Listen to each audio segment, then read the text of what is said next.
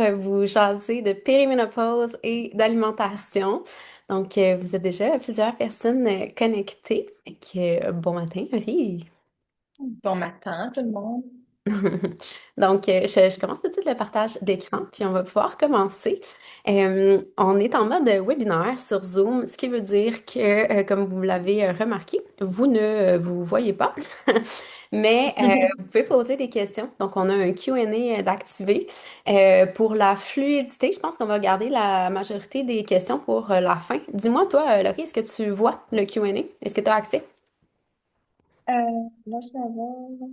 Si je l'ouvre sur le côté, oui, mais je pense que ça reste plus facile si on le regarde à la fin, en effet. Ouais, c'est ça. C'est vraiment une question Ouais. logistique parce que moi, quand je suis en plein écran, je le vois comme pas. Fait que, on va garder vos questions pour la fin. Ne vous inquiétez pas.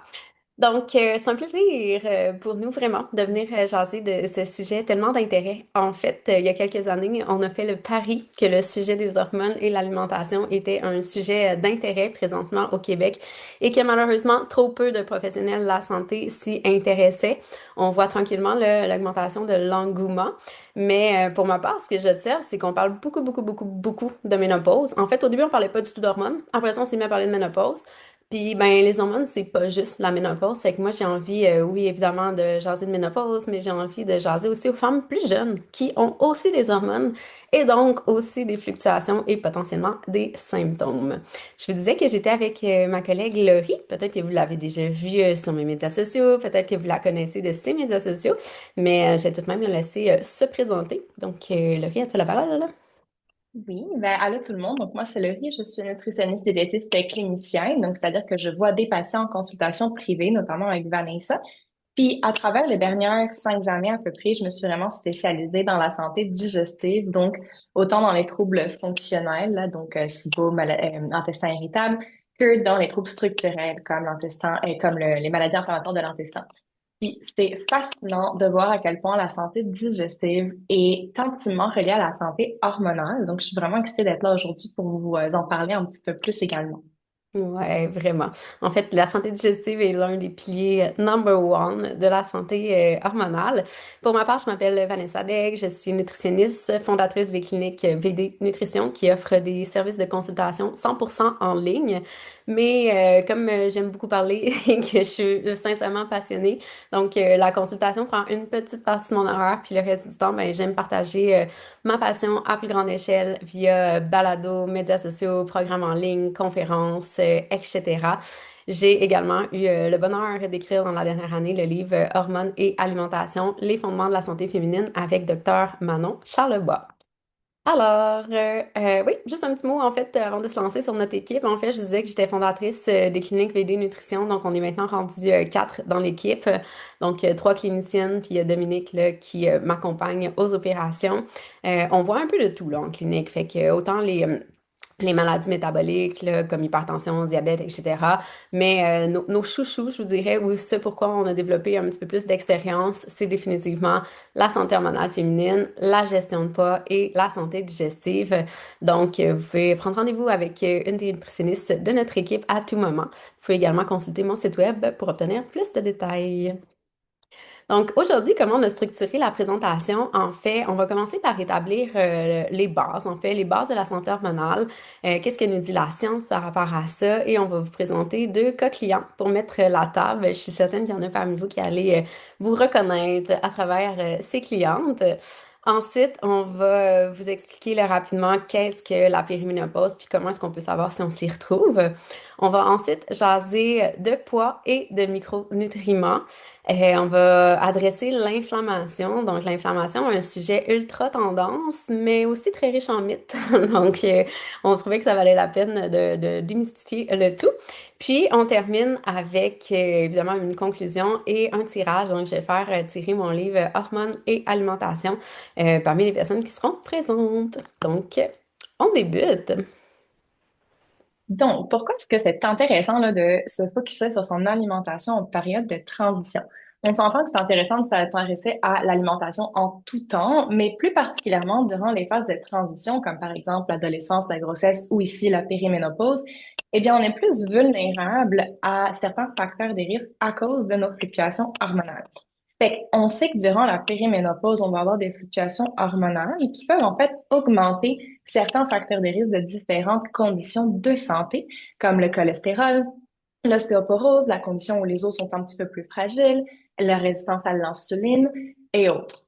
Ces facteurs de risque sont aussi augmentés ou diminués par l'alimentation. Donc, en s'intéressant à son alimentation durant cette phase de transition, on arrive à venir moduler ces facteurs de risque. D'autre part, vous le savez tous, durant les fluctuations hormonales, on va avoir des symptômes qui sont reliés, que ce soit les symptômes physiques, comme par exemple les chaleurs qui est le plus connu, ou autres, comme par exemple cognitif, là, la santé psychologique, par exemple. Eh bien, l'alimentation peut aussi venir avoir un impact sur ces symptômes. Fait qu'on va venir moduler les symptômes associés aux fluctuations hormonales, puis venir réduire les risques associés, les risques de santé en fait associés à ces fluctuations hormonales également. Donc, voici la pertinence là, de s'intéresser à l'alimentation dans ce contexte. Assez pertinent quand même. Et ces fameux symptômes, parlons-en. Malheureusement, j'ai l'impression qu'on pourrait parler des symptômes en lien avec la périménopause, ménopause pendant la présentation au complet. Sont nombreux, sont multisystémiques, puis ça veut pas dire évidemment là, que les femmes vont vivre avec tous ces symptômes. Je pense que la raison pour laquelle on trouvait pertinent de vous les présenter, c'est qu'il y a plein de symptômes qui sont méconnus en fait. Puis des fois, on se dit, mais voyons, mais qu'est-ce qui m'arrive? Alors que, tu sais, si on est capable de faire le lien entre le symptôme et finalement les fluctuations hormonales, ben, il y a quelque chose de beaucoup moins anxiogène. Puis d'être en mesure d'identifier la cause aussi, ça l'ouvre la porte vers des solutions versus quand on est un peu dans l'incompréhension. Donc, évidemment, il peut y avoir des symptômes psychologiques, donc qui sont notamment beaucoup associés à l'anxiété, mais aussi on parle d'une difficulté à supporter la charge mentale. Donc, on sait, les femmes, hein, on vit avec beaucoup de charge mentale au quotidien. Puis c'est comme si là, toute votre vie, tu sais, la charge mentale avait été au rendez-vous, puis vous étiez comme à l'aise avec ça. Puis là, tout d'un coup, vous avez l'impression d'avoir deux, trois choses dans votre assiette, puis c'est too much pour vous, là. Il y a comme une intolérance à ça. D'un point de vue cognitif, super important de le dire parce que encore hier, je parlais à une dame qui disait que pendant sa périménopause, elle était en attente pour faire des tests pour l'Alzheimer tellement elle avait une mémoire qui était affectée. Puis elle a dit tout ça est revenu. Puis aujourd'hui, je réalise que dans le fond, c'était ça, mes fluctuations hormonales. Mais elle a dit on entendait peu parler dans le temps. Donc, si vous cherchez vos mots, si des fois vous lisez quelque chose, un mot que vous avez l'habitude de lire, puis là vous êtes comme voyons, c'est quoi déjà ça, ce mot-là? Tu sais, il y a vraiment un genre de confusion qui peut s'installer, plus de difficultés de concentration, difficultés d'apprentissage, c'est la normalité. Et la beauté de la chose, c'est que ça tend à s'améliorer là, quand on passe cette phase de fluctuation. Le sommeil, je pense que c'est environ 80% des femmes là, qui vont voir avoir des difficultés de sommeil durant cette période. Au niveau cardiovasculaire aussi, on peut se mettre à avoir des petites palpitations. Donc, c'est quelque chose qui est quand même bien connu. Thermorégulation, le plus connu de tous, les fameuses bouffées de chaleur. Ça peut être des bouffées de chaleur nocturnes. Souvent, en début de périménopause, ça va être plus les chaleurs nocturnes qui vont se présenter. Puis, pour finalement en venir à des chaleurs un petit peu n'importe quand. Puis, on parle beaucoup des chaleurs, hein, mais les chaleurs, c'est quelque chose qui est intense, là. C'est pas juste une augmentation de la température corporelle. Ça vient avec tout un état de mal-être et d'inconfort là, qui s'installe. Puis, même au niveau de l'énergie, c'est très énergivore d'avoir des bouffées de chaleur. Au niveau génico-urinaire, donc évidemment, il peut y avoir tout ce qui est sécheresse vaginale, affectation de la libido, mais il y a aussi des envies qui peuvent devenir plus fréquentes, plus pressantes. On peut avoir aussi sensation d'irritation au niveau des organes génitaux. La libido qui peut être affectée, il y a certaines femmes qui vont dire, Mon Dieu, j'ai la libido dans le tapis. Puis il y en a d'autres, c'est ciao bye, elle n'existe plus. Fait que ça peut se transposer de différentes manières. Les cheveux, la peau, donc qui perdent un peu de volume, qui perdent un peu d'éclat, sécheresse, moins de collagène. Les troubles digestifs qui soit peuvent se présenter alors qu'on n'a jamais eu de problème ou qui peuvent s'accentuer si on avait eu des problèmes et qu'on avait l'impression d'être en mesure de les gérer, puis là, ça devient difficile. Et finalement, les symptômes musculo-squelettiques, donc l'impression de se lever le matin avec un truc qui nous est passé dessus, des douleurs articulaires, là, souvent ça va être au niveau des mains, donc des douleurs musculaires, articulaires. C'est vraiment tous des symptômes qui peuvent être associés à la ménopause. Évidemment, si vous avez un des problèmes là-dedans, ça ne veut pas dire que c'est nécessairement ça. Donc, ça vaut peut-être la peine de consulter tout de même pour faire la lumière là-dessus. Donc, Si je peux me c'est- permettre, oui. pour revenir sur les symptômes, c'est vraiment important que toutes les femmes le sachent, je pense, parce qu'il y a beaucoup de femmes qui se sentent coupables de se sentir comme ça aussi. J'en ai beaucoup en consultation qui sont comme, ben là, comme je suis irritable, je suis pas gentille avec mes enfants, avec mon conjoint, qu'est-ce qui se Tellement. passe? Puis là, elles se font prescrire un antidépresseur alors que c'était peut-être pas la racine du problème. Fait que quand on le sait, on peut être plus gentil avec nous-mêmes, on peut déculpabiliser aussi d'être comme ça, puis prendre en charge la racine du problème, dans le fond. 100%. Puis même, là, c'est du quoi, Laurie, d'un point de vue économique, là, quand je donne une conférence avec Dr. Manon Charlevoix, elle a souvent des données, justement, qui sont plus d'un point de vue économique. Puis j'ai pas les chiffres en tête, là, mais elle nous présente, justement, que les femmes, parce que souvent, tu sais, la périménopause, ça se trouve à être avant la ménopause, hein. Fait qu'on est beaucoup dans la quarantaine, mettons. Puis souvent, c'est un moment dans notre vie où, justement, on peut avoir des enfants quand même en bas âge, on peut, au niveau de notre carrière, tu sais, on a quand même, on peut avoir un poste de leader, on peut, tu sais, on peut avoir des responsabilités qui sont de plus en plus importantes. Puis ça a l'air qu'il y a beaucoup de femmes, dans le fond, qui refusent plus de responsabilités ou qui refusent des promotions parce qu'elles se sentent tout d'un coup inadéquates, Ah, wow. incapables. C'est fou, hein? Fait que même d'un point de vue économique, Ouais. ça nuit un peu. Alors que si peut-être on identifiait que c'était ça, mais on pourrait avoir des solutions qui sont plus adaptées, puis finalement accéder au poste peut-être qu'on a toujours rêvé, tu sais. Ouais, ouais, c'est vraiment pertinent. Ouais, donc ce que nous dit la science, donc la science, ce qu'il faut dire par rapport à la santé hormonale féminine, c'est qu'on a de la science qui est émergente. Malheureusement, les femmes ont été mises à l'écart de la science pendant des années parce qu'on disait que les femmes, c'était trop complexe avec leur cycle, puis on disait, bah, peut-être que ça pourrait nuire justement au fœtus. Fait que pendant un moment donné, là, toutes les femmes qui étaient en âge de procréer, donc qui avaient un cycle, étaient tout simplement écartées de la littérature. Donc maintenant, on s'intéresse de plus en plus, mais ça reste qu'on n'a pas des données aussi solides qui vont dater d'années et d'années et d'années, mais quand même de plus en plus d'informations intéressantes. Donc, d'une part, il y a une méta-analyse là, qui nous révèle qu'un combo de diète méditerranéenne et d'activité physique va aller diminuer les symptômes psychologiques chez la femme, améliorer la qualité de vie, donc une amélioration là, de 25% là, sur le score de ménopause, et une augmentation de la qualité du sommeil, donc autant au niveau de la durée que la qualité et la profondeur.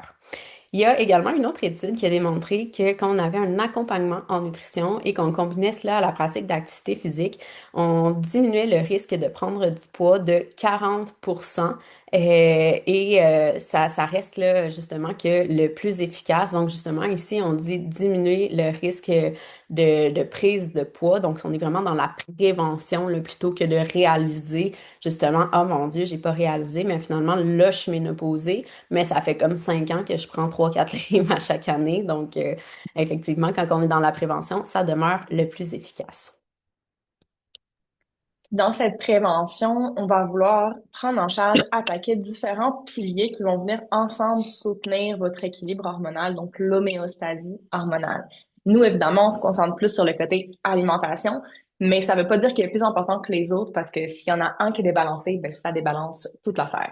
Fait que, comme vous le voyez à l'écran, là, le stress, le mouvement, la qualité et la quantité de sommeil, puis l'environnement vont également avoir un impact sur vos hormones.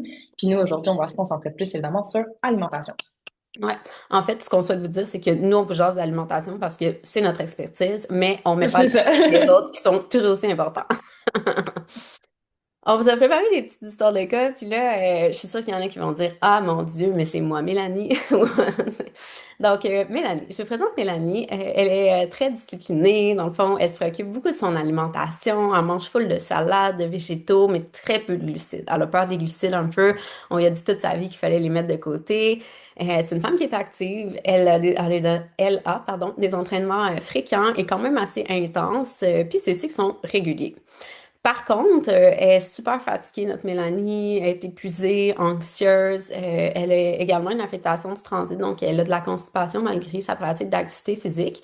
Puis ses SPM sont de plus en plus intenses. Elle avait jamais eu de soucis avec ça, mais là, tout d'un coup, non seulement ses SPM sont durs à vivre d'un point de vue justement irritabilité, fatigue, inconfort, maux de tête, mais elle a un flux qui est de plus en plus abondant. Puis, on lui a envoyé faire des tests là, rencontrés en hormonothérapie, puis on a su que sa progestérone était basse. D'ailleurs, là, des flux abondants qui se présentent alors qu'on n'en a jamais eu par le passé, ça peut vraiment être signe d'une progestérone qui est basse. Donc, en consultation, au niveau des bilans sanguins aussi, on a aussi réalisé que sa ferritine était basse, ce qui est relativement très fréquent chez les femmes en périménopause, en fait.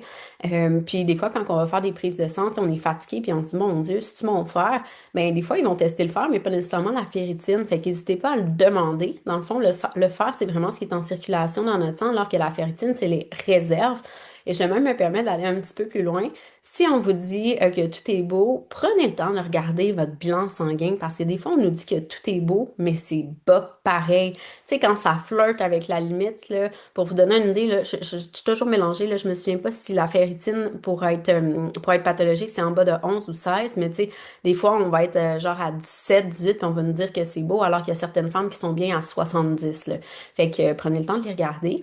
Ensuite, on va adresser la constipation avec notre chère Mélanie parce que vous verrez plus tard que ça a un impact majeur aussi sur l'équilibre hormonal. Donc, on va lui suggérer d'acheter des fibres, les bonnes fibres, de boire de l'eau, etc. On va réintroduire progressivement les glucides de qualité parce que c'est une erreur pour elle de couper trop les glucides, notamment pour sa digestion, pour la consommation de fibres, mais aussi pour soutenir ses entraînements. On va s'assurer que ses besoins actuels sont comblés par son alimentation, les vitamines, les minéraux, parce qu'on la sent un petit peu dans la restriction. Puis des fois, quand on mange trop peu par rapport à notre dépense, ben, nos besoins ne sont pas comblés. Puis ça, ben, effectivement, ça peut avoir des répercussions là, sur les symptômes. Puis on va travailler un peu sa relation avec la nourriture et la restriction mentale, parce que même si Mélanie dit qu'elle mange très bien puis que tout est top shape, nous, on sent un petit peu de restriction quand même, de privation. Puis on a l'impression que ça lui nuit peut-être plus que ça l'aide. Donc, il y a un petit travail à ce niveau-là. Puis après 2, 3 mois, ben Mélanie, son transit était plus régulier, ce qui affectait notamment ses entraînements, sa qualité de vie, mais aussi son équilibre hormonal. Donc elle avait des SPM, elle s'est mise à avoir des SPM qui étaient beaucoup moins intenses. Puis elle a plus d'énergie et récupère maintenant mieux de ses entraînements. On a Marie-Claude également.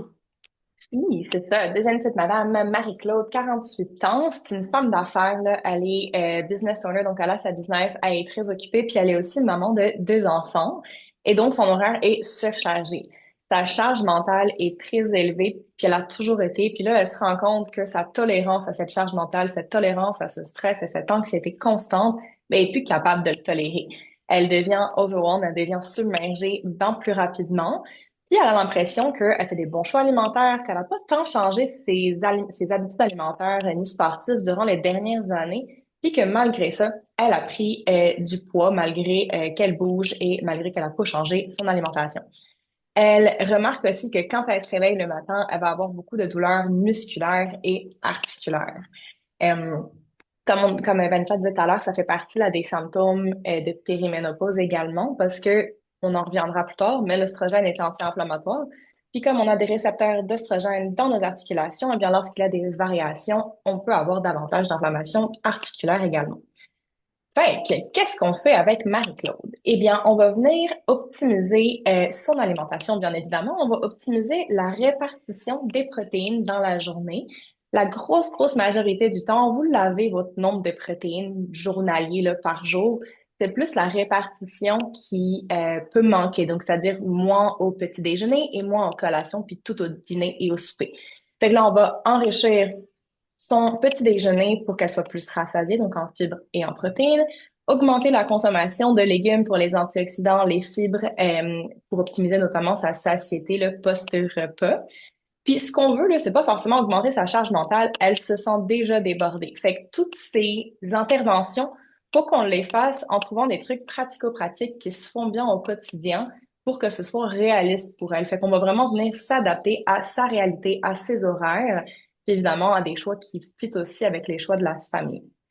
Fait que 2, 3 mois plus tard, Marie-Claude a perdu un petit peu de poids.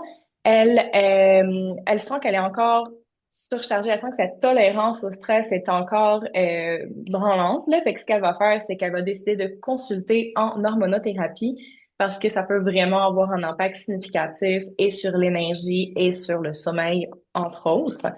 Elle observe que ses douleurs matinales ont diminué, donc musculaires et articulaires, puis elle a plus d'énergie pour passer à travers sa journée. Donc, quand même, des beaux résultats là, avec Marie-Claude.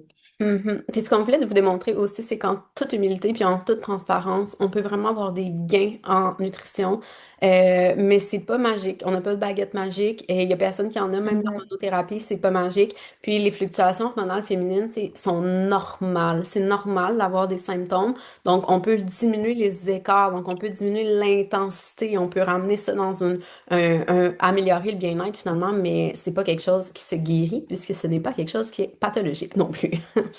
Donc, comprendre la périménopause.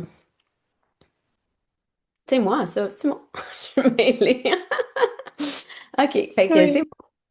donc, ben d'abord, un cycle menstruel régulier, hein, donc, on l'a tous déjà vu, mais des fois, on l'oublie un peu. Donc, tout simplement, vous rappeler que normalement, là, en fait, ben, pendant nos règles, nos hormones sont vraiment abaissées.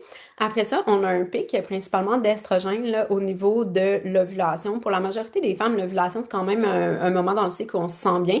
On le voit pas dans le graphique, mais il y a aussi une petite montée légère au niveau de la testostérone, fait qu'on a plus de drive, de motivation, on est plus sociable. Après ça, l'estrogène nous quitte, puis là, c'est plus la progestérone là, qui est dominante à mi-cycle, finalement. La progestérone, c'est une hormone qui est plus calmante, donc souvent, ça fait quand même du bien à ce niveau-là. Là, chaque femme va le vivre différemment, mais des fois, début de phase lutéale, c'est une période où on peut se sentir calme, on a un bon sommeil, puis tout. Puis là, whoop, les hormones nous chutent finalement en fin de cycle, c'est ce qu'on appelle le SPM. Et d'ailleurs, c'est souvent, tu sais, quand je disais la périménopause, pour bien des femmes, je sais même pas si je l'ai dit dans le fond, mais pour bien des femmes, la périménopause est plus intense que la ménopause en soi parce que la périménopause, c'est là qu'il y a les fluctuations, alors qu'en ménopause, nos hormones sont abaissées. Mais dans un cycle, c'est la même chose dans le sens que, tu sais, ce qu'on parle le plus souvent, là, c'est pas de comment qu'on se sent pendant nos règles, c'est comment qu'on se sent pendant nos SPM. Puis pendant nos règles, les hormones sont abaissées, mais pendant nos SPM, c'est là la chute. Fait que des fois, ce qui nous fait plus réagir, c'est pas nécessairement d'avoir les hormones plus basses, c'est les fluctuations en soi. Donc, au niveau de la périménopause, justement, ben là, cet équilibre-là se déséquilibre, en fait. Puis, ce qu'on observe, c'est qu'on a des fluctuations qui sont vraiment erratiques. Donc, alors que notre cycle avait toujours été un peu comme je vous l'ai présenté, ben là, il se désorganise. Puis, la première hormone, justement, qui va nous délaisser, en fait, c'est la progestérone. Fait que là, on se ramasse, puis tu sais, on l'a pas dit depuis le début, mais périménopause, là, ça peut être de 7 à 10 ans avant la ménopause, fait qu'on a quand même une couple d'années là, dont on peut vivre avec ces fluctuations. Et comme la progestérone nous quitte en premier, puis elle descend en premier, ben ça fait que les premiers symptômes, dans le fond, sont liés à ce qu'on appelle tu sais, l'écart entre l'estrogène et la progestérone. Donc, c'est comme si on avait trop d'estrogène. C'est pas nécessairement qu'on en a trop, mais comme on n'a plus de progestérone pour aller la balancer, ben là, on vit comme si on avait un excès d'estrogène. Puis là, je disais que l'estrogène c'était un hormone qui nous drivait. Fait que là, c'est là qu'on est comme, on est irritabilité, trouble du sommeil, parce qu'on n'a pas l'autre pour aller balancer. Alors que plus ça va, dans le fond, plus l'estrogène va elle aussi diminuer. Puis là, on va en venir qu'à avoir des symptômes qui sont plus associés finalement aux deux hormones qui sont basses. Fait que, au final, justement, ça se transpose en deux phases. C'est la phase précoce et la phase tardive. Donc, la phase précoce de périménopause, c'est justement la progestérone qui est abaissée, puis les symptômes sont vraiment marqués par cet excès d'estrogène-là. Puis ensuite, la phase tardive, on a moins des deux hormones. Souvent, en phase précoce, les cycles vont être encore réguliers, mais on peut commencer à avoir apparaître justement des flux qui sont abondants, des SPM qui sont plus intenses ou même du spotting. C'est des éléments là, qui sont quand même très caractéristiques d'une progestérone qui est basse. Puis finalement, là, en progestérone, en périménopause plus tardive, ben c'est là que justement on peut avoir des cycles qui commencent à être plus longs, plus erratiques. Fait que si déjà vos cycles sont longs, dites-vous que peut-être votre périménopause est commencée depuis un moment. Fait que, au niveau alimentaire, tout ce qu'on peut venir voir un petit peu est résumé ici. Aujourd'hui, on va se concentrer surtout sur le poids, l'inflammation et les micronutriments pour prendre en charge la santé hormonale. Ce qui est intéressant, dans le fond, de savoir aussi par rapport à ça, c'est que, tu sais, des fois, on se dit, ah ouais, mais comment est-ce que l'alimentation peut nous aider? Ben, tu sais, qu'est-ce qu'on peut faire en Mhm. nutrition pour aller améliorer la situation? On peut travailler sur les perturbateurs endocriniens, sur l'équilibre en macronutriments, avoir un bon équilibre protéines, glucides, lipides, sur la santé digestive. On l'a parlé à quel point c'était en corrélation. Il y a des aliments qu'il faut faire attention, qui sont peut-être plus inflammatoires. Il y a des petits aliments qu'on peut intégrer, là, des petits quick tips, comme on dit, là, qui peuvent avoir un bel impact. Il faut travailler sur la santé métabolique. Ce qu'on voit souvent, tu sais, dans les livres ou par rapport à l'alimentation et la ménopause, périnopause, c'est les stratégies qui sont dirigées vers les symptômes. Donc, mettons, tu as des bouffées de chaleur, tu devrais manger ça ou pas manger ça. Tu sais, tu perds tes cheveux, tu devrais manger ça ou pas manger ça.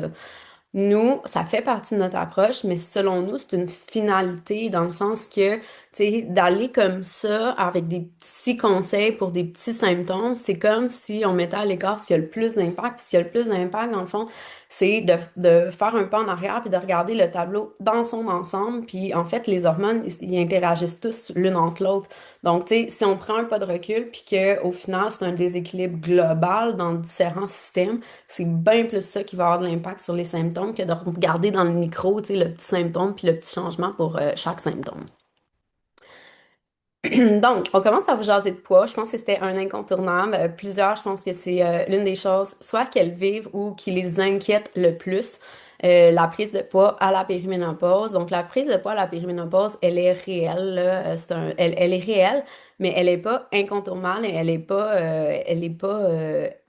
tu sais, c'est pas nécessairement tout le monde, en fait, qui va prendre du poids à la périménopause, mais on l'observe pour vrai. La première chose qu'on a à vous dire par rapport à ça, c'est bye bye diète. Surtout, ne tombez pas dans le piège des diètes restrictives. On est une grande communauté de professionnels à se battre pour dire aux gens d'arrêter de faire des diètes. Et moi, je dis même et je redis tout le temps que je suis convaincue que si on vit dans un monde où l'obésité ne cesse de s'accroître, en fait, c'est oui, en partie à cause de notre environnement puis du fait qu'on est sédentaire, mais aussi à cause des diètes. Donc, je vous amène au premier tableau ici au point numéro un. C'est un exercice que je fais des fois faire justement à mes clientes pour leur faire réaliser, dans le fond, que les diètes qu'elles ont fait par le passé ont probablement marché sur le coup, mais au final, leur ont fait prendre du poids. Donc, d'année en année, justement, ben, au début, on fait des diètes, ça fonctionne super bien, c'est facile, puis tout. Mais plus qu'on en fait, plus qu'on reprend du poids. Puis après ça, c'est de plus en plus dur à reperdre, puis on en reprend de plus en plus. En fait, c'est qu'on va affecter notre métabolisme. C'est comme si on rendait notre métabolisme efficace avec moins de calories. Puis à force de répéter ça, répéter ça, répéter ça, ben, on a passé notre vie à entraîner notre corps à fonctionner avec moins de calories. Fait que là, on mange un nombre de calories qui a bien de l'allure. On a l'impression qu'on regarde du pain puis on prend du poids. C'est parce que probablement notre métabolisme est un petit peu affecté, malheureusement. Donc, cessez de faire des diètes. D'une part pour ça, mais aussi parce que souvent, justement, si on fait une diète restrictive, ben, on peut se ramasser à consommer un nombre de calories qui est quand même très bas. Et par expérience, là, quand on est en bas de 1500 calories ou aux alentours de 1500 calories, faut très bien manger pour combler ses besoins nutritionnels. Parce que dans le fond, c'est comme si on avait beaucoup moins d'opportunités, de par nos apports alimentaires qui sont plus petits, d'aller combler nos besoins nutritionnels. Fait que là, on mange, on peut manger relativement bien, mais whoop, nos besoins en magnésium, nos besoins en oméga 3, nos besoins en vitamine B sont pas comblés parce qu'on mange juste trop peu. Fait que ça peut avoir un impact sur notre équilibre. On sait aussi que les diètes mènent vers une relation malsaine avec la nourriture, donc c'est dangereux tant pour le point de vue physique que psychologique. Puis si justement on mine notre relation avec la nourriture, ben on va avoir tendance à tomber plus, ah, je suis dans la restriction, je fais vraiment vraiment attention, puis après ça, ah, je m'en fous, je mange un peu ce que je veux. Puis au final, si on regarde overall, tu sais, tout ce qu'on aurait mangé dans un an, dans cette dualité-là de faire attention, puis faire attention, faire attention, puis faire attention, c'est relativement une alimentation qui est moins saine que juste si on s'était pas privé pendant une année puis qu'on avait juste mangé équilibré. Et surtout, ce qu'on sait, là, c'est que la restriction, dans le fond, ça amène un état de stress au niveau du corps. Donc, on est comme en train de lui dire qu'il n'y a pas ce qu'il faut dans son environnement, finalement, pour le nourrir. Et on sait que les hormones féminines, dans le fond, ils ont leur raison d'être pour une finalité, un objectif de reproduction. Donc, pour que le système, les hormones féminines fonctionnent adéquatement, il faut que le corps de la femme, il faut que la femme se sente en sécurité. Donc, si on est dans un état de stress, le corps va comprendre que c'est pas le temps de procréer, puis il va aller débalancer les hormones jusqu'à le point le plus intense de ça, c'est qu'on va tomber en aménorrhée, on n'aura plus de règles. Mais avant même d'être à ne plus avoir de règles, ben, on peut avoir juste des symptômes qui sont plus intenses parce que notre corps est sous tension. Et là, vous vous dites, mais c'est bien beau tout ça, mais moi, j'ai pris du poids, puis j'aime pas ça. Donc, qu'est-ce que je dois dire adieu à mon intention de perdre du poids? Est-ce que c'est impossible de perdre du poids? Ben non, c'est pas impossible. C'est difficile, on vous le cachera pas. C'est vrai que la littérature est pas reluisante là, en ce qui a trait à la perte de poids, surtout quand on fait des diètes justement restrictives. Donc, nous, je disais qu'on accompagnait beaucoup de femmes en gestion de poids. Puis, selon notre approche, en fait, il y a deux gros piliers là, à adresser en perte de poids. Donc, il y a l'alimentation là, elle-même, donc qu'est-ce qu'on met dans notre assiette, mais il y a aussi les comportements alimentaires. Donc, en ce qui a trait à notre alimentation, nos choix alimentaires, ça se subdivise en deux éléments qu'on peut travailler. Donc, la quantité puis la qualité. La qualité, en fait, ce qu'on veut quand on vise un objectif en lien avec le poids, c'est une alimentation qui est plus rassasiante. Donc, on veut que notre alimentation soit rassasiante. C'est comme ça, on réussit à construire des assiettes qui sont savoureuses, qui répondent à nos besoins, mais qui sont plus rassasiantes pour moins de calories. Donc, on veut beaucoup de végétaux, pas d'alimentation transformée, des fibres, des protéines. Puis de notre côté, la quantité, on n'a tellement pas besoin de peser ou de tout mesurer. Notre corps nous parle à merveille. Donc, si on écoute nos signaux corporels puis qu'on combine ça à une alimentation qui est rassasiante et satisfaisante, ben, on met toutes les chances de notre côté pour parvenir à notre objectif. Puis d'un autre côté, ben, c'est que des fois, on sait ça, mais on ne l'applique pas. Ou on sait ça, on l'applique par moment, mais il y a des éléments qui viennent peut-être contrebalancer les effets positifs de cette alimentation-là. Donc, des fois aussi, c'est ces comportements alimentaires-là qu'il faut aller travailler. Donc, est-ce qu'on a une relation qui est perturbée avec la nourriture? Est-ce qu'on a tendance à grignoter? Est-ce qu'on manque de compétences culinaires? Puis on sait tellement pas cuisiner au final qu'on se retourne toujours vers des choses qui sont plus transformées ou plus rapides ou qui sont non satisfaisantes. Donc, après ça, on a des cravings. Est-ce qu'on manque de planification, puis malgré toutes nos bonnes intentions, ben on arrive trop brûlé le soir, puis on se tourne vers quelque chose de plus facile? Est-ce qu'on a une alimentation qui est plus émotive? Donc, on en a nommé quelques-uns ici, mais c'est plusieurs éléments là, qu'on peut observer comme ça et travailler avec nos clients au privé. Maintenant, on vous parle de micronutriments et périménopause. Donc, y a-t-il des nutriments, des éléments dans notre alimentation qu'on devrait mettre en valeur pour traverser cette période dans la douceur? Mon Dieu, je parle beaucoup, moi. Je pense encore à moi.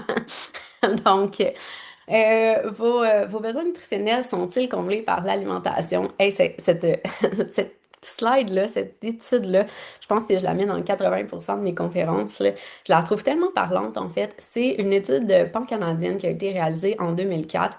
Là, vous allez dire, hey, 2004, fille, on est rendu en 2026. Je sais. Donc, ça date. Mais c'est une étude pan-canadienne, donc c'est une étude qui est très longue à réaliser, qui est coûteuse et au Canada, c'est les données les plus récentes qu'on a. Donc on le prend en considérant effectivement que ça fait quand même 22 ans déjà que ça a été fait, mais je sais pas à quel point les gens mangent mieux, là. J'ai l'impression que les gens qui mangeaient mieux mangent encore mieux, avec les gens qui mangeaient moins bien, ben ils mangent encore pas bien. Donc, ce qu'ils ont fait, en fait, c'est qu'ils sont allés évaluer, là, je ne passerai pas ça en détail, mais tu sais, ils ont voulu savoir si les gens comblaient leurs besoins en vitamines et minéraux via leurs apports alimentaires.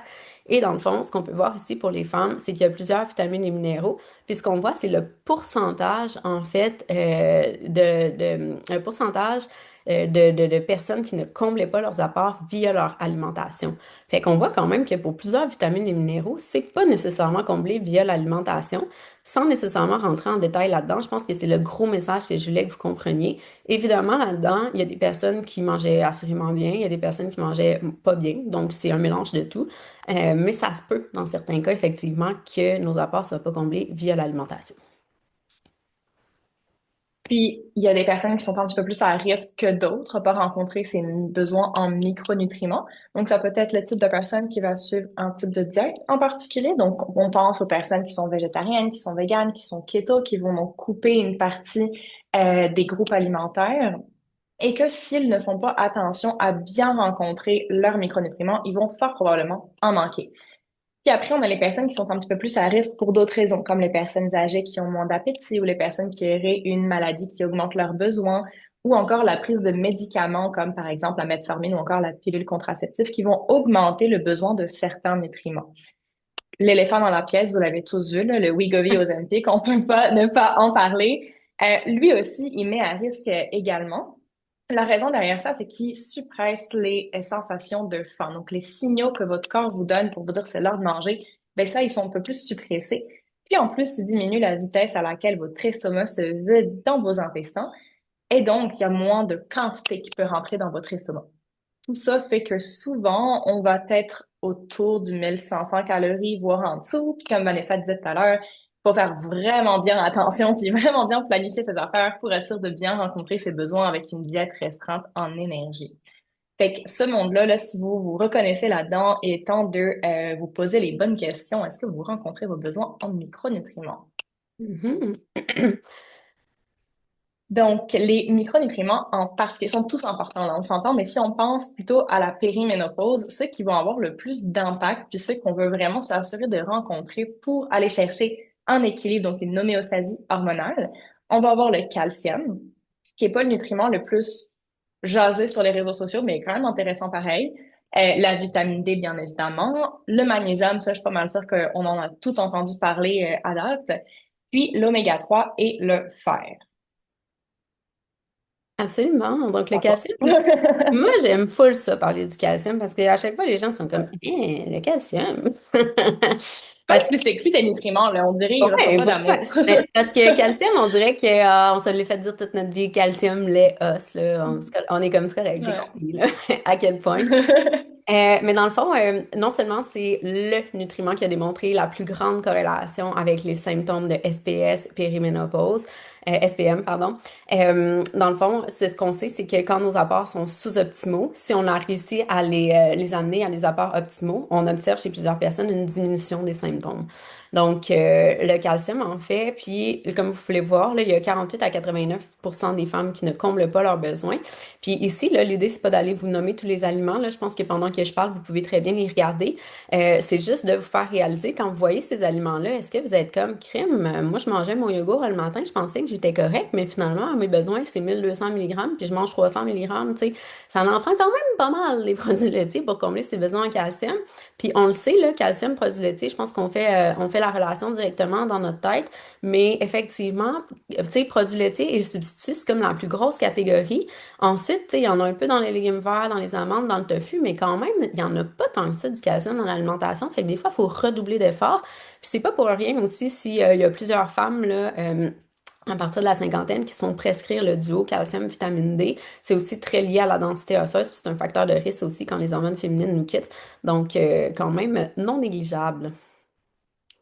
Définitivement. Puis le petit amoureux du calcium, ça va être la vitamine D.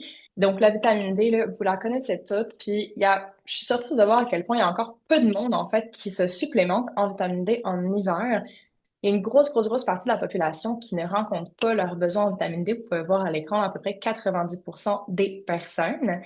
Et puis, les manques de vitamine D donnent des symptômes, en fait, qui sont pas tant spécifiques. C'est-à-dire qu'il y a beaucoup de choses qui peuvent donner des symptômes d'humeur basse, mais la densité osseuse, ça, vous allez voir un petit peu plus tard lorsque vous faites des examens pour ça plus particulièrement. Mais ça a un impact qui est vraiment systémique. Puis pour rencontrer votre apport en vitamine D en hiver, donc on se rappelle que même s'il y a du soleil en hiver, puis que vous êtes dehors sans vêtements, vous allez tout de même pas vraiment faire de synthétisation de vitamine D cutanée, donc sur la peau. Juste avec l'alimentation, ça en prendrait là, du saumon sauvage ou du lait. Là. Ça ferait genre 5 pintes de lait. Ça serait pas tant réaliste, cette affaire-là. Fait que souvent, en hiver, au Québec, ça prend vraiment une supplémentation de vitamine D. Puis souvent, il y a des études qui montrent là, qu'on irait un petit peu plus haut que 600 unités internationales par jour, souvent autour du 1000 à 2000 unités par jour, Ouais. pour être dans un apport optimal, en fait. Je vais juste revenir rapidement sur le calcium parce que finalement, j'ai trouvé comment ouvrir le chat de manière quand même assez Puis facile. là, j'ai vu des questions popper, ouais. Ah ouais, c'est ça. Ben, effectivement, le message n'était pas de vous dire de vous bourrer de produits laitiers. Là. Il n'y a pas juste les Non. produits laitiers qui contiennent du calcium. Je veux juste rappeler que c'est produits laitiers et substituts. Donc, souvent, les équivalents végétaux vont être enrichis en calcium parce qu'ils savent que justement, ça va remplacer le lait et les produits laitiers. Là. Fait que, tu sais, les yogourts végétaux, les boissons végétales. Puis, il y a aussi principalement les légumes verts, le tofu et les amandes. Mais, tu sais, il y en a pas dans mille et une choses, là, du calcium. Fait que, tu sais, c'est pour ça que on a souvent la réflexion produits laitiers, ça reste la plus grande catégorie là, qui en contient. Ensuite, le magnésium, un nutriment chouchou qu'on a commencé beaucoup à entendre parler dans les dernières années, là, beaucoup sur les médias sociaux, effectivement. Donc, le magnésium est pertinent pour plusieurs personnes. Je vais me permettre une petite précision technique, là. Peut-être que j'en perds quelques-uns, mais moi, je trouve que ça vaut la peine, là. Le tableau que je vous ai montré au début, dans le fond, là, tu sais, lequel qu'on allait dire si les besoins étaient comblés ou pas. Ce qu'il faut savoir, c'est que dans ce tableau-là, dans le fond, la valeur de référence qu'on utilisait pour aller démontrer si c'était comblé ou non, c'est ce qu'on appelle le BME. Le BME, dans le fond, là, c'est la valeur à laquelle le besoin de 50% est comblé. En nutrition, on a aussi une autre valeur qui s'appelle l'ANR. Fait que l'ANR, c'est la valeur de référence à laquelle les besoins de 98% des gens sont comblés. Pourquoi je me permets cette précision technique-là? C'est que ce que je veux vous amener à comprendre, c'est qu'au fait, si pour ce tableau-là, on avait utilisé l'ANR et non le BME qui permet de combler les besoins de seulement 50%, ben les chiffres auraient été encore plus élevés dans le sens que les besoins non comblés auraient été encore plus grands. Et au niveau du magnésium, dans le fond, ce qu'on observe, c'est qu'on dit qu'il y a 40% des femmes qui ne comblent pas leurs besoins, mais c'est par rapport au BME. Il y a une petite copie de cueillie ici, là, c'est pas DME, c'est BME. Donc, au final, c'est encore plus que ça. On sait que les besoins sont augmentés aussi si vous êtes sportive ou si vous êtes stressé. Puis le magnésium a un impact direct sur le système nerveux, mais également sur les glycémies. Puis souvent, quand on arrive en périménopause, on devient un petit peu moins sensible à l'insuline, donc la glycémie se fragilise un petit peu. Fait que c'est super intéressant. On peut agir aussi sur le transit intestinal. Il y a vraiment des études qui ont démontré là, un lien entre les symptômes de SPM puis là, on parle de SPM puis de périménopause, mais ce qu'on n'a pas dit aussi, c'est que souvent, en périménopause, les SPM, on l'a peut-être dit, les SPM peuvent devenir de plus en plus intenses, tu sais. Fait que le magnésium, ultra pertinent. Il y en a dans quelques aliments, tu sais, quand même, là, vous les avez sous les yeux. Puis, en termes de supplémentation, par rapport au magnésium, il faut quand même faire attention à la forme, là. Fait que je vous invite à vous informer, là. Ici, l'objectif, c'est pas de vous dire d'aller prendre tous ces suppléments-là, là, quand même, allez vous informer pour avoir des recommandations qui sont personnalisées. Parce que dépendamment de la forme de magnésium, on sait par exemple que le citrate il peut amener des diarrhées chez quelqu'un qui aurait pas de problème de transit, alors qu'on va le recommander chez une personne constipée parce que ça l'améliore le transit. Donc, il y a quand même des éléments, tu sais, supplémentaires à aller chercher, là, mais ceci est une information de base.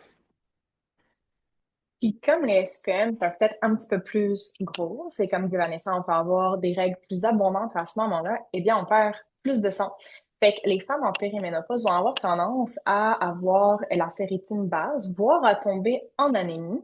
Et puis, ça, évidemment, ça vient augmenter les symptômes de périménopause qui étaient déjà là. Fait que le manque d'énergie, le manque de concentration, etc., etc. Fait que là, il faut vraiment venir s'assurer de rencontrer nos besoins, puis garder en tête que si on n'a pas forcément de sources de protéines animales journalières et qu'on mange donc plus végétarien, ben on doit avoir 1,8 fois plus de fer qu'une personne qui mange de la viande. Fait que c'est possible, mais ça prend juste d'y penser puis de le faire. Puis je me permets de réitérer ce que dit Vanessa au niveau de la ferritine également, parce qu'une ferritine basse, bien qu'elle ne soit pas forcément anormale si elle reste dans les taux normaux, peut quand même en fait entraîner des effets secondaires au niveau de l'énergie, etc. Fait que demandez votre prise de sang, lisez votre prise de sang, puis essayons d'aller chercher un taux qui est optimal Mhm. versus normal. La fameuse perte de cheveux, là, des fois on est comme Oh my God, j'ai Ouais, perdu des cheveux. C'est un symptôme de périménopause, mais c'est aussi vraiment beaucoup un symptôme de ferritine basse ou de fer de niveaux de fer qui sont inadéquats. exact. Puis pour le faire, encore une fois, là, on parle de nutriments. Donc, certains de vous seraient peut-être tentés d'aller chercher une multivitamine ou d'aller chercher des suppléments. Pas forcément, puis surtout pour le faire, c'est pas quelque chose qu'on va supplémenter sans avoir une prise de sang. C'est super important parce que ça peut être toxique. Puis je viens de voir notamment là, une question popée sur le magnésium. Oui, on peut prendre trop dans micronutriments. Fait qu'il faut vraiment faire attention puis être bien conseillé, accompagné dans ce processus. Mhm.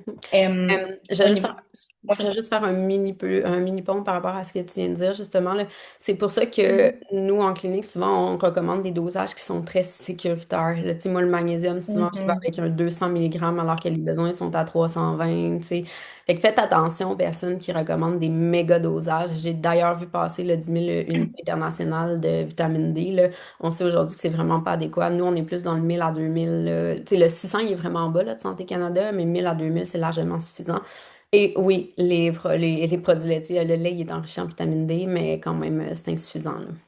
Je te laisse poursuivre. Mhm. Définitivement. Une petite exception, peut-être, ce serait justement l'oméga 3 parce que l'oméga 3 il y a plusieurs types d'oméga 3. Il y a ceux que vous pouvez trouver dans certaines huiles, certaines graines. Puis il y a le EPA-DHA. Le EPA-DHA, là, c'est lui qui a le plus d'impact sur l'humeur, l'inflammation, l'immunité également. Puis malheureusement, il se trouve pas mal juste dans les poissons. Donc, si vous mangez pas 4 poissons gras, portions de poissons gras par semaine, il est fort probable que vos apports soient sous-estimés pour celui-ci. Il y a d'ailleurs là des études qui montrent, par exemple, pour la dépression ou l'anxiété, qu'une insuffisance, une déficience en apport en EPA-DHA avait un impact sur évidemment la dépression, parce qu'il y a une petite inflammation cérébrale qui est liée à ça, puis que les personnes qui en étaient déficientes pouvaient avoir une résistance à la médication. Donc, ne pas répondre à l'antidépresseur parce qu'il manquait des oméga 3. Fait que c'est quand même super intéressant. Donc, ça prend de s'assurer de soit augmenter votre consommation de poissons. Vanessa a beaucoup de belles recettes sur son site pour vous inspirer, puis commencer avec des poissons qui font un peu moins peur, là, genre le tilapia, des poissons blancs avant d'aller vers des poissons un peu plus intenses. Puis, si jamais ça fait pas votre affaire, peut-être considérer un supplément de ce côté-là, par exemple. Absolument. Hum, Donc, on parle d'inflammation. J'ai justement vu passer dans les questions, les produits laitiers, c'est pas inflammatoire, ça. Ben, vous disiez que l'alimentation inflammatoire, c'est un sujet qui était riche en mythes et en incertitudes. Donc, on va faire le point là-dessus. Pourquoi est-ce qu'on vous parle d'inflammation? Dans le fond, c'est que l'estrogène et la progestérone, les deux hormones sexuelles féminines les plus présentes chez la femme, sont toutes les deux majoritairement anti-inflammatoires. Donc, elles nous permettent, quand elles sont présentes, d'avoir un état systémique qui est moins inflammé. Donc, on vous laisse imaginer ce qui arrive lorsqu'elle diminue. Donc, évidemment, il peut y avoir une augmentation de l'inflammation. C'est pas pour rien, justement, si on voit certains symptômes apparaître, comme les fameuses douleurs musculaires, articulaires, le brain fog, tu sais, parce que la progestérone est même neuro-inflammatoire, la difficulté plus à récupérer après le mouvement ou même les symptômes digestifs qui s'accentuent, c'est notamment en lien avec l'inflammation. Donc, c'est quoi l'alimentation anti-inflammatoire d'un point de vue scientifique? Ben, globalement, là, c'est une alimentation qui s'inspire de l'alimentation méditerranéenne, donc riche en végétaux, peu ou très peu d'aliments transformés, une cuisine faite avec des ingrédients simples de qualité, mais aussi une santé digestive qui se porte bien. Donc, les intestins, dans le fond, sont le siège du système immunitaire et par la bande de l'inflammation. Donc, si on a un déséquilibre au niveau digestif, si on vit avec des symptômes récurrents, bien, ça peut générer de l'inflammation. Évidemment, il y a des molécules, des aliments qui peuvent être pro-inflammatoires. On fera le point là-dessus, donc essayer de les diminuer. Puis on termine avec un petit mythe et réalité sur le sujet de l'inflammation. Fait, première affaire, faut absolument adresser votre santé digestive. Ça arrive tellement, tellement souvent que je rencontre du monde qui ont des symptômes digestifs depuis 10, 15 ans, puis que sont habitués, fait comme, c'est pas super, puis c'est accepté, mais ça veut pas dire que votre corps est correct avec ça. Un symptôme, c'est un signe que quelque chose ne va pas bien. Fait qu'il faut le prendre en compte. Puis, c'est pas forcément les aliments que vous mangez qui vont vous causer de l'inflammation. Dans le fond, ça part un petit peu plus dans le déséquilibre du microbiote intestinal, donc de vos bactéries qui sont dans vos intestins. Il y en a énormément, il y en a genre 5 à 6 livres de bactéries dans vos intestins, fait qu'elles ont énormément d'impact sur le reste de votre santé, notamment, comme vous l'avez sûrement déjà lu, le système immunitaire, une grosse partie qui est logée là. Puis dans le fond, quand votre microbiote intestinal est déséquilibré, donc ça peut être parce que l'alimentation est déséquilibrée, une consommation, par exemple, d'alcool très élevé, des antibiotiques. Bon, on a bien des raisons là, pour lesquelles il serait déséquilibré, mais mettons qu'il l'est, le stress d'ailleurs, quand on est une grosse, mettons qu'il est déséquilibré, eh bien là, on peut commencer à développer des intolérances à certains aliments parce que vos bactéries ne sont plus en mesure de venir digérer ces aliments pour vous. Fait que là, on va commencer à avoir des symptômes, des ballonnements, de la constipation, diarrhée, maux de ventre. Puis ça, là, ça peut créer une inflammation de bas grade qui, elle, va ensuite déranger aussi votre microbiote intestinal. Fait qu'on tombe dans ce cercle vicieux qui fait peur parce que dans le fond, souvent, vous commencez à vous demander, OK, c'est-tu le gluten? C'est-tu les produits laitiers, justement? C'est qui me fait ces symptômes? Puis on commence à couper à droite, à gauche sans forcément suivre de méthode. Puis on commence à déséquilibrer notre microbiote encore plus. Fait qu'on augmente le cercle vicieux. Fait que c'est important qu'on aille en gérer les symptômes digestifs, de s'assurer de ne pas avoir de constipation, parce que quand il y a de la constipation, on peut venir réabsorber des déchets, on peut venir réabsorber des métabolites de l'estrogène, par exemple, qui va évidemment venir débalancer bon d'autres affaires par la suite. Tellement important. Fait que l'estrobolome, c'est vraiment un beau mot qui est peu encore connu, mais je suis sûre que vous allez en entendre full parler durant les prochaines années. Dans le fond, ça fait référence à vos bactéries intestinales, encore une fois, mais qui sont comme pro-hormones. Fait que c'est celles qui vont venir avoir un impact sur le recyclage de l'estrogène plus particulièrement. Fait que si votre microbiote intestinal, parce qu'on en a ailleurs, votre microbiote intestinal est débalancé, il se peut aussi que les bactéries qui ont la job de s'occuper de l'estrogène soient aussi débalancées, qui va avoir un impact sur le taux d'œstrogène circulant, donc celui qui est dans votre sang. On peut se retrouver avec un excès d'œstrogène ou avec un déficit d'œstrogène à cause de nos bactéries intestinales. Fait que c'est là que vous vous rendez compte qu'il y a vraiment tout qui est lié, là. C'est pas juste une question d'hormones, mais aussi de santé intestinale. Mhm. Ensuite, Fait que, diète, oui, c'est à toi. excuse-moi. Vas-y. Pour l'alimentation inflammatoire, comme on dit tout à l'heure, la diète méditerranéenne est celle qui a été prouvée et encore prouvée depuis des années comme étant celle la plus efficace. Quand on dit la plus efficace, c'est celle qui est reconnue pour diminuer les risques de facteurs, les risques de maladies chroniques, donc diabète, cholestérol, hypertension, de cancer également. Mais c'est aussi celle qui est la plus réaliste à tenir à long terme. Ça sert à rien de vous mettre sur une diète novatrice que tout le monde fait, tout le monde prise comme la keto pendant 2 mois, puis après revenir sur quelque chose d'autre. On veut quelque chose qui est réaliste à long terme pour toute la famille. Fait que la diète méditerranéenne, j'adore cette représentation particulièrement parce que à la base de tout, on va venir prendre soin de son système nerveux, le mouvement, s'assurer de dormir assez, de se reposer assez, la communauté, donc le social, tout ça ne veut pas un impact, oui, sur vos hormones, mais aussi sur votre système digestif. Ensuite de ça, euh, l'eau, ça paraît niaiseux, mais pour avoir vu plusieurs centaines de milliers de clients, en fait, personne rencontre, peu de gens rencontrent le rapport journalier hydrique. Puis ça a vraiment un impact notamment sur l'énergie, parce que c'est grâce à l'eau, au flot sanguin, que vous allez être capable de créer votre énergie dans votre corps. Fait que quand on est déshydraté, on peut avoir par exemple plus de craving, moins d'énergie, ce qui peut avoir un impact sur le reste de l'application de la pyramide parce que ben, vous êtes attiré par différentes affaires. Fait que, hydratation. Puis ensuite, vous pouvez voir que ça va être décliné entre ce qu'on veut à chaque repas, ce qu'on veut à chaque semaine, puis ce qu'on veut à chaque jour. Ce qu'on veut à chaque jour, à chaque repas, en fait, vous pouvez voir que il y a un plaisir là-dedans. Il y a de la couleur, il y a de la texture, il y a de la variété. Donc ça, à chaque repas. Puis vous pouvez voir que les féculents, notamment à grains entiers, là, ont une place au repas à chaque repas. Fait que c'est pas la chose à venir limiter. Au contraire, ça peut venir augmenter certains symptômes. Ensuite de ça, pour inclure du plaisir, pour s'assurer d'aimer ce qu'on mange, parce que si vous n'avez pas forcément l'habitude de manger des légumes ou des fruits en abondance ou une belle variété, ben des fois, ça goûte bizarre au début dans la bouche. C'est ta main, c'est acide, ça goûte rien, et ça roule dans la bouche. Fait que là, on va venir jouer avec les arômes, les herbes, l'ail, l'oignon, des différentes épices que vous pouvez voir qui sont quand même aussi ici recommandées à chaque jour. Oui, pour votre plaisir gustatif, mais aussi parce que ça a un impact antimicrobien, notamment là, les herbes, l'ail, l'oignon. Fait que c'est aussi pertinent pour votre petit monde intestinal bactérien. Puis ensuite, bon, les choses qu'on veut avoir dans la semaine, puis vous pouvez voir au niveau des protéines, là, particulièrement La viande rouge qu'on va essayer de limiter est à 2 fois semaine. On va essayer d'intégrer un peu plus de protéines végétales et de poissons.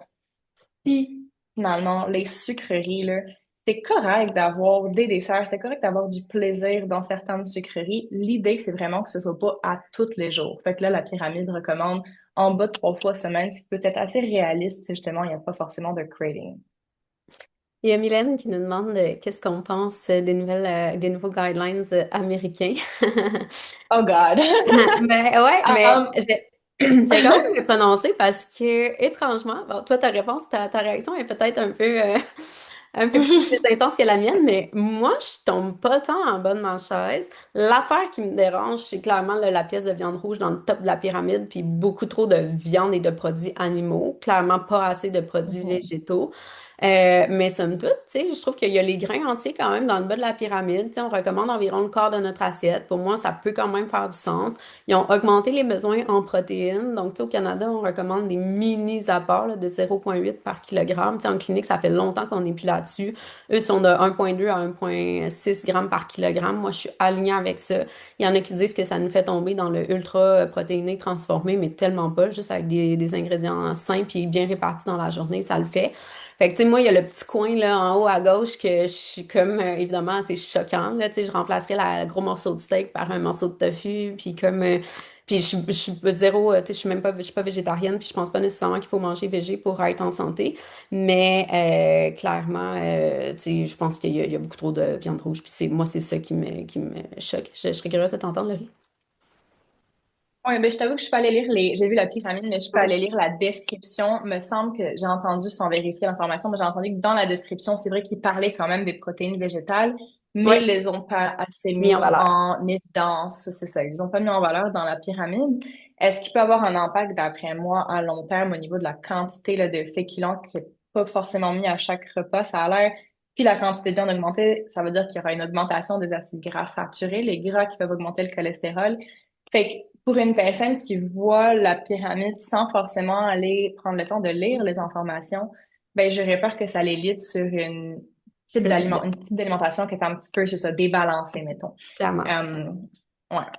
Un point quand même aussi positif que j'aime, c'est qu'ils mettent vraiment l'accent sur les aliments non transformés, là, tu sais, le real Ouais. food, là, tu sais. Fait que moi, je pense que c'est Mhm. vraiment la viande qui choque, là. Pour les grains, ben là, à nous de voir justement si c'est trop peu, pas assez, quoi que ce soit, là. Mais Ouais.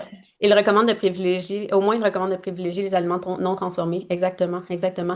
Où puis-je trouver cette pyramide? J'adore. Effectivement, je mets pas les références dans les conférences grand public. C'est la version 4.0 de la diète méditerranéenne que j'ai trouvée dans une revue de littérature. Je pourrais peut-être glisser le lien là, dans le courriel que j'enverrai avec l'enregistrement là, de la présentation. Donc maintenant, les molécules pro-inflammatoires, c'est quoi? On entend plein de choses, le gluten, les produits laitiers, le soya, etc. Les vrais pro-inflammatoires, selon la littérature, puis on reviendra sur ceux que je viens de nommer, c'est l'alcool, les sucres ajoutés, les additifs alimentaires, donc les fameux aliments ultra transformés, les pesticides qui peuvent agir comme perturbateurs endocriniens. Donc malheureusement, c'est pas un sujet qu'on couvre dans la présentation d'aujourd'hui, mais c'est un sujet de grand intérêt. J'en parle dans un de mes épisodes de balado, là, notamment de microplastique, justement, avec Dr. Charlebois. Il n'est pas encore sorti, mais épisode super intéressant. Puis les mauvais gras que j'ai mis entre parenthèses, là, parce que mauvais gras, mais il y a les gras trans, les gras saturés. Bon, il y a beaucoup de nuances, je pense, à apporter par rapport à ça. Mais tu sais, de manière générale, les gens consomment juste trop de gras saturés. Donc, c'est principalement ça, le message, là.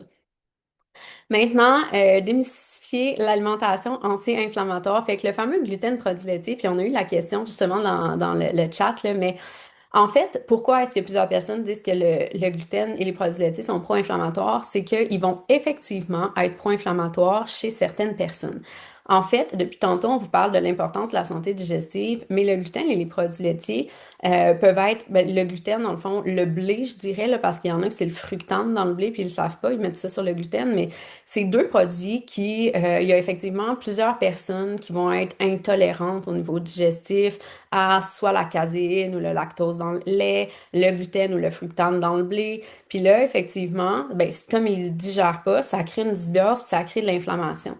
Mais si on met cette cette variable-là à l'écart, puis qu'on enlève les personnes qui sont intolérantes, dans le fond, quand on tolère bien, quand on digère bien ces molécules-là, elles ne sont pas pro-inflammatoires. C'est très clair d'un point de vue scientifique, tu sais. Puis là, peut-être que la question que vous posez, c'est comme, ben moi, je fais comment pour savoir si je les tolère? Ben, enlevez-les pendant 2, 3 semaines, faites le test. Sentez-vous mieux ou pas mieux? Tu sais, des fois, vous allez avoir la réponse à votre question. Pour les produits laitiers aussi, c'est très simple, là. Si ça vous tente de passer une belle journée, là, entre deux repas, à jeun, l'estomac relativement vide, clenchez-vous un grand verre de lait, là. Vous allez le savoir tout de suite si c'est problématique pour vous. D'habitude, ça ne prend pas des heures et des heures à faire réagir. Ensuite, les huiles de graines, donc les fameux seed oil dont on entend beaucoup parler, notamment sur les médias sociaux. Beaucoup de nuances à apporter par rapport à ça, hein. Parce que dans le fond, l'affaire avec les huiles de graines, c'est qu'elles sont riches en oméga 6.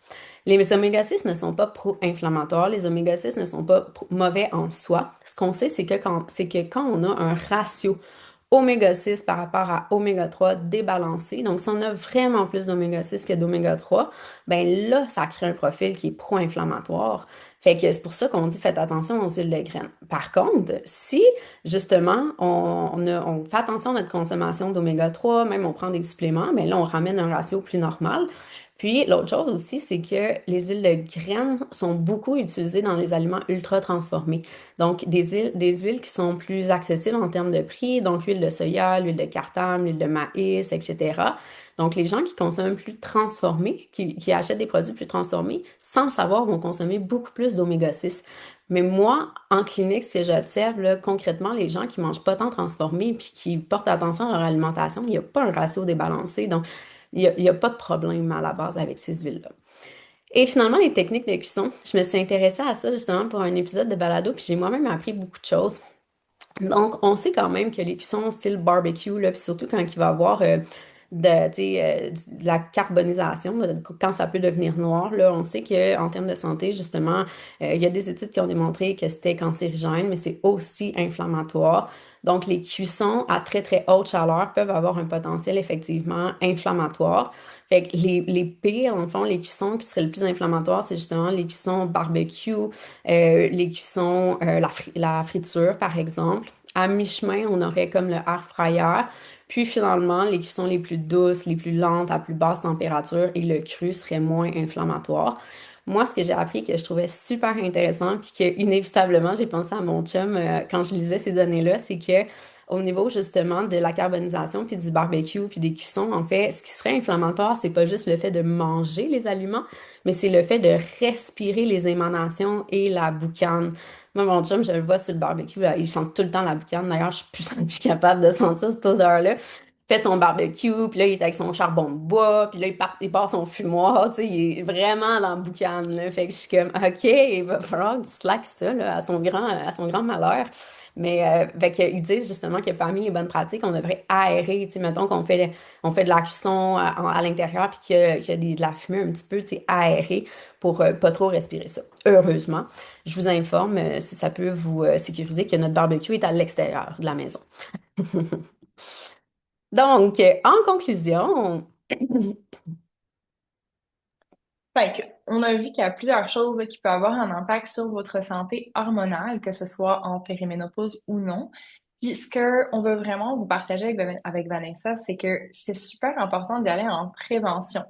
C'est-à-dire que lorsque vous avez déjà des symptômes au niveau justement de prise de poids qui a apparu depuis plusieurs années graduellement, au niveau de votre énergie, etc., c'est évidemment possible de mettre des choses en place, mais c'est un petit peu plus dur. Alors que si on vient de base mettre un environnement qui est déjà plus stable pour vos hormones en préventif, que ce soit avec l'alimentation ou les autres piliers d'intervention qu'on a jasé tout à l'heure, eh bien, vous allez probablement vivre une périménopause plus douce. Encore une fois, on peut pas garantir pas de symptômes, on peut pas les effacer, c'est une partie normale de la vie, mais on peut les moduler puis rendre ça plus agréable. tout à fait, on peut pas guérir, mais on peut améliorer. OK. C'est ça. Fait que qu'est-ce qu'on fait avec ça? Ben déjà, on y va vraiment au un à un. Là. On peut avoir une même approche d'une personne A à une personne B, c'est absolument impossible. Vous êtes tous très différents. Mais la base, ça va être qu'on va s'assurer de rencontrer nos besoins nutritionnels, donc autant en énergie, donc en macronutriments, protéines, gras, euh, et glucides comme micronutriments. Donc, par exemple, les vitamines et les minéraux qu'on a jasé tout à l'heure. Ensuite, on va s'assurer que métaboliquement, c'est-à-dire que vos organes vont bien. Si on a un diabète, est-ce qu'il est contrôlé? Est-ce qu'on peut le réverser? Est-ce qu'on est au début, là, où il y a encore juste une résistance à l'insuline? Si vous avez une stéatose, on la réverse. Si vous avez du cholestérol, on va travailler pour le diminuer. Fait qu'on veut s'assurer qu'il n'y ait pas d'inflammation de bas grade qui peuvent venir augmenter vos symptômes. Ensuite, on va s'assurer, encore une fois, s'il y a des symptômes digestifs, d'en prendre soin, puis de réverser dans la mesure du possible s'il y a d'autres maladies compétentes qui nous en empêchent. On va s'assurer de venir prévenir, mettre en place des réflexes pour limiter la prise de poids puis les fluctuations glycémiques, notamment à travers la répartition de l'énergie dans la journée. Donc, manger à des heures régulières, des choses qui vont être beaucoup plus rassasiantes, une source de protéines, etc., etc. Puis ça, c'est tous des concepts super intéressants, là, mais c'est pas juste de savoir, d'avoir l'information qui va être pertinente, c'est de comment on fait ça au jour le jour, là, avec les enfants, avec le rush de la vie, avec la routine qui va vite. Ben, c'est là qu'on peut y parvenir, c'est là qu'on peut fait, vous aider à y parvenir, de trouver des trucs pratico-pratiques qui sont adaptés à votre vie puis qui va être réalistes à long terme pour aller dans la prévention dès maintenant jusqu'à plus tard. Donc, que ça dure plusieurs années, que ce soit pas juste pendant un mois. Fait que c'est pas mal l'approche, là. Absolument. Donc, justement, consulter une nutritionniste, des fois, on se dit, ben, je sais ce que je dois faire, tu sais, mais justement, des fois, ça nous permet d'obtenir un feedback bienveillant sur nos habitudes actuelles. On utilise d'ailleurs une application là, pour vous donner des recommandations qui sont 100% personnalisées, j'y viendrai. On peut trouver de l'inspiration et des trucs pratico-pratiques. Tu sais, c'est bien beau de savoir qu'il faut que je mange plus de légumes, mais je fais ça comment, là, dans mon horaire chargé, ou ben mon chum n'aime pas tel légume, je suis écœurée de manger du brocoli vapeur. Il y a des astuces, on fournit plein de recettes aussi. Des recommandations sont personnalisées. Puis on est là pour vous motiver aussi, veut pas, là, tu sais, passer au changement, ça demande toujours, dans un premier temps, une dose d'effort. Puis ben nous, on est là pour vous accompagner, puis pour vous motiver aussi à faire des changements. Donc, je vous disais qu'on utilisait une application là, pour donner des recommandations qui étaient 100% personnalisées. C'est une application qui s'appelle Quinoa. Si vous allez la télécharger maintenant comme ça vous donnera rien, là, dans le sens que c'est vraiment conçu pour être intéressant quand on est en partage avec une nutritionniste. Et dans le fond, c'est principalement une application de prise de photos. Fait qu'on invite nos clients à prendre en photo ce qu'ils mangent. Ça fait office de journal alimentaire. Puis nous, ce qui est cool, c'est qu'après ça, en suivi, ben, on peut se mettre en partage d'écran. Puis là, on regarde vos repas, puis on peut dire, tu sais, oh, ici, j'observe que tu n'as pas assez de protéines, ou ici, je pense que tu as plus de gras saturés que tu le penses, il semble manquer de fibres, ou overall, il n'y a pas assez de légumes, tu Ou sais, de couleurs. des couleurs, tu sais, Des fait fois, il y a qu'on peut, des réductions au dans lieu de vous vitamines. dire, tu sais, ah, change complètement 180 degrés, on s'en va ailleurs, puis ça fait pas de sens avec Mhm. vos habitudes, votre mode de vie, mais on peut vraiment vous dire ce que vous pouvez changer concrètement dans ce que vous êtes en train de faire déjà, tu sais. Fait que si Puis ça, trouver du plaisir dans ce oui, changement aussi, tellement. là. Tellement. Puis c'est Mm. le fait que ce soit plaisant et adapté à vous qui va faire en sorte que ça va être durable. Donc, vous pouvez Exact. réserver votre évaluation nutritionnelle dès maintenant. Donc, ceux qui réservent là, dans les prochaines 48 heures vont obtenir un menu de 2 semaines gratuitement. Donc, vous n'aurez qu'à mentionner le webinaire là, à votre nutritionniste en consultation, puis elle va pouvoir vous le faire parvenir. Il faut savoir aussi qu'il y a énormément de compagnies d'assurance, de plus en plus en fait, qui remboursent les frais de nutritionniste, diététiste. Fait que on serait fou un peu de s'en priver. D'ailleurs, nous, comme nos services sont 100% en ligne, en fait, ben, c'est moins impliquant en termes de temps, là. Tu sais, vous pouvez vous connecter au travail. Il y en a plusieurs qui peuvent se libérer pour un rendez-vous, mais tu sais, vous n'avez pas à sortir du bureau. C'est vraiment super facile à mettre à l'horaire sur votre heure de dîner, par exemple. Si c'est marqué diététiste, c'est la même chose que nutritionniste. C'est vraiment un synonyme. Puis, ben, si vous êtes pas encore sûr, si vous avez davantage de questions, vous voulez savoir si ça s'adapte à vous, mais vous pouvez réserver un appel découverte gratuitement. Je vous mettrai le lien là, pour pouvoir profiter de l'appel découverte dans le lien d'enregistrement du webinaire. Donc, merci pour votre présence. Je vais également mettre le nom de la gagnante du livre dans le courriel que je vous ferai suivre au courant de la journée avec l'enregistrement. Donc, on a quelques questions. On va pouvoir y passer. Êtes-vous dans la catégorie de naturopathe pour les assurances? Non, malheureusement, on n'est pas du tout naturopathe, on est nutritionniste. C'est quand même très différent comme profession. Vous avez parlé de la diète méditerranéenne et je vois beaucoup passer en ce moment des informations sur l'alimentation fonctionnelle. Quelle est la différence entre chacune de ces diètes? En fait, l'alimentation fonctionnelle n'est pas une diète en soi. Puis là, tu me corrigeras, Laurie, là, mais tu sais, l'alimentation fonctionnelle, c'est plus une vision de l'alimentation qui est justement, au lieu d'être en gestion des pathologies, ben, on est plus proactif, puis on essaie d'avoir une alimentation qui est optimisée avant qu'elle devienne pathologique. On en parle beaucoup justement en lien avec la santé digestive. Tu sais, des fois, il y a des troubles fonctionnels justement qui sont difficiles à diagnostiquer parce qu'ils laissent pas de lésions visibles. Ça veut pas dire qu'ils sont absents. Tu sais, c'est définitivement une vision là, à laquelle on adhère sans que ce soit un modèle alimentaire, à moins que je me trompe. Là, des fois, il y a des nouveautés puis des nouveaux trends. Il y en a tellement en nutrition. Ouais, ben, tu sais, c'est sûr qu'il y a comme des sous-catégories, mais l'idée de l'alimentation fonctionnelle, c'est qu'on y va de façon holistique, c'est-à-dire que on est en effet, comme tu disais, dans la prévention, on ajoute des choses qu'on sait qui sont bonnes pour le microbiote, qu'on sait qui sont anti-inflammatoires, sans forcément avoir de problèmes digestifs ou d'inflammation actuelle. Fait que c'est pas mal ça. Ça change, c'est juste un autre mot fancy pour dire qu'on mange correctement, puis qu'on fait une diète méditerranéenne, mettons. Merci. On a plein de personnes qui disent que c'était super intéressant. Ça nous a fait plaisir. Plein de personnes qui disent qu'ils vont consulter, qui ont hâte à leur rendez-vous, qu'on vulgarise bien. Ben, merci. L'enregistrement, oui, je l'envoie à tout le monde après, au courant de la journée probablement. Ensuite, oui, ça va. Quels éléments dans nos prises de sang devrait-on demander? C'est une grande question là, qui mérite d'être personnalisée, mais en lien avec la périménopause, si je précise par rapport à ça. Ce qu'il faut savoir, c'est que les plus récents guidelines médicaux, en fait, tu sais, suggèrent, en fait, sont alignés avec le fait qu'on n'a pas nécessairement besoin de bilan sanguin pour faire un diagnostic de périménopause, ménopause. On peut vraiment y aller simplement avec les symptômes. Fait que si on a quand même un professionnel de la santé qui s'y connaît. D'ailleurs, il y a plusieurs personnes qui disent, ah mon Dieu, moi j'ai l'impression que mon médecin connaît pas trop ça. Tu sais, il me dit que c'est normal. Il y a de plus en plus de cliniques privées là, qui se spécialisent en santé féminine. Nous, on a l'habitude notamment de travailler avec Ovel. C'est des infirmières, donc c'est des IPS-PL avec droit de prescrire, puis elles font beaucoup de virtuels. Donc, vous pouvez prendre un rendez-vous là, avec elles par téléphone ou en visio là, pour avoir peut-être un petit peu plus de lumière par rapport à ça. Que pensez-vous des enzymes digestives? Grande question. Les enzymes digestives peuvent être super intéressantes dans certains contextes pour aller supporter la digestion. Par contre, si on a besoin d'enzymes digestives à tous les jours pour digérer, ça mérite peut-être une petite consultation en santé digestive.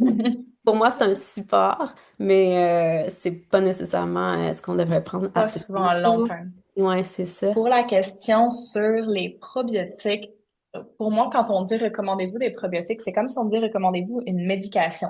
C'est-à-dire que ça va vraiment dépendre de votre symptôme puis de votre personnalité, votre digestion, excuse-moi.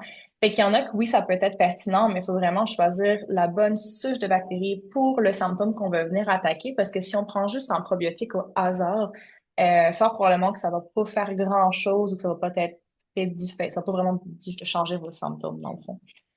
Il y a, Fait que c'est ça. avais-tu terminé? Oui. Il y a Mylène qui nous demande si Ouais. j'ai bien compris, le microbiote influence les estrogènes circulants. Est-ce aussi le cas si on prend de l'hormonothérapie en ménopause? 100%, parce que les hormones, à moins que vous preniez, mettons, de l'estrogène, estrogène localisé, là, sous forme de crème, mettons, ça agit de manière un petit peu plus localisée, mais sinon, ça va être métabolisé au niveau du foie, puis ça va se ramasser dans le système digestif, donc c'est la même chose. Ouais, 100%. Si on travaille avec des femmes SOPK, oui, absolument, on a l'habitude de définitivement. Huile de cameline. L'huile de cameline, c'est ma préférée, super riche en oméga 3, Vraiment vraiment pas de bonne. souci par rapport à ça. C'est mon gros coup de cœur, là.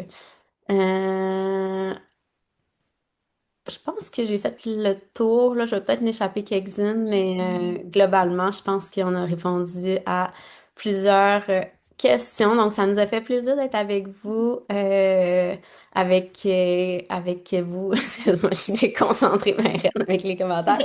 Ça nous a fait plaisir d'être avec vous aujourd'hui, dans le fond, pour vous parler de périménopause et d'alimentation. Là, je vois qu'il y en a qui leur reste peut-être des questions, fait qu'hésitez pas là, à... Oui, tu as une question, Laurie? Ouais, je veux juste répondre aux deux dernières questions. Pour les analyses de microbiote, la science, il y en a de plus en plus, mais je vous dirais que la majorité des temps, c'est vraiment pas nécessaire pour la majorité du monde. C'est des examens qui sont très chers et qui nous apportent des réponses qu'on aurait devinées en clinique. Fait que pas forcément la première étape sur votre prise, sur vos changements d'habitude, je vous dirais. Et la question excuse-moi, je ne vais pas donner de nom. La question qui parle de Mirena et du cycle régulier. Comment savoir si le cycle est régulier quand on a un stérilé, dans le fond? Corrige-moi si je me trompe, Vanessa, mais je pense qu'on ne peut pas parce qu'il n'y a pas d'ovulation. Fait que vous n'avez pas les mêmes fluctuations hormonales sous pilule contraceptive ou sous stérilet. Mhm. Donc, c'est pas vraiment une chose qu'on peut faire. On peut pas le savoir s'il est régulier. C'est un gros hic là, de tout ce qui est contraception, en fait. Puis on entend, on bâche beaucoup là, sur la tête des anovulants puis de la contraception de ce temps-ci.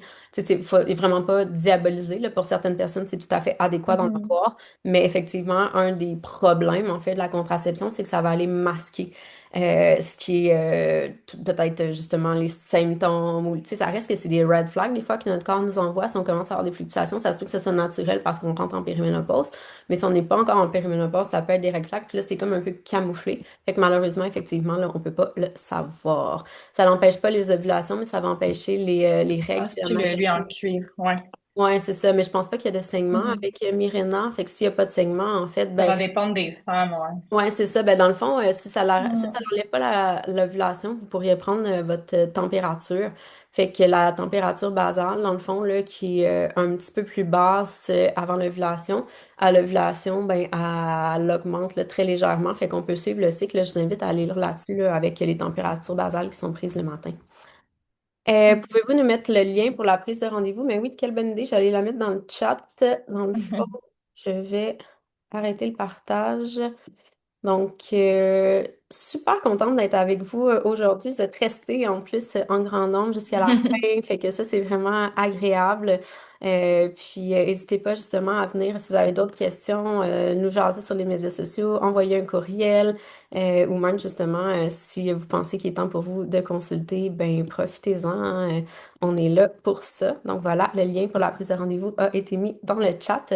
Je vous fais suivre l'enregistrement au courant de la journée. Puis, ben, je vous souhaite une belle journée à tous. Profitez-en, il fait froid dehors, mais des fois, ça fait du bien de sortir quand même un petit peu. Merci à tous d'avoir Bye été bye là tout le aujourd'hui. monde. Bon Bonne week-end. journée. Bye bye. Bye.